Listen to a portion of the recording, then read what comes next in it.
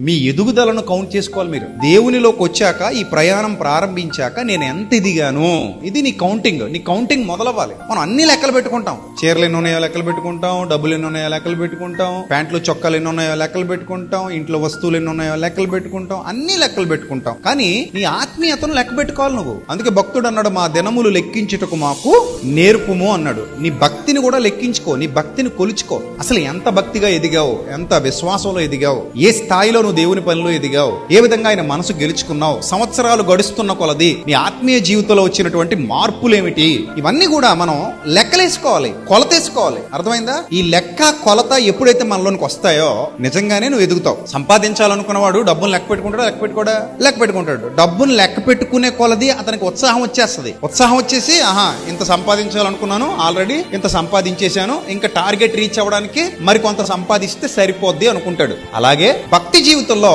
నేను బాప్తిస్మం పొందిన ఇన్ని సంవత్సరాల్లో నేను ఇంత ఎదిగాను, ఇంకా ఎంత ఎదగాలి, ఇంకా ఎంత బలవంతుడిని కావాలి, ఇంకా ఎంత బలవంతురాలిని కావాలి, ఇంకా దేవుని పరిచర్య ఎలా చేయాలి, దేవుని పరిచర్యలు ఏ విధంగా వాడబడాలి, ఆయన ద్వారా నేను ఆత్మీయ మేలును ఇంకెలా పొందాలి, ఇలాగా ఎప్పటికప్పుడు మీ భక్తి జీవితపు ఎదుగుదలను మీరు కొలతలేసుకోవాలి, మీరు లెక్కలేసుకోవాలి. వ్యక్తిగతంగా ఎవరిని వారు పరీక్షించుకున్నప్పుడు వాళ్ళ గురించి ఏమవుతుంది తెలిసిపోద్ది. అర్థమైందా?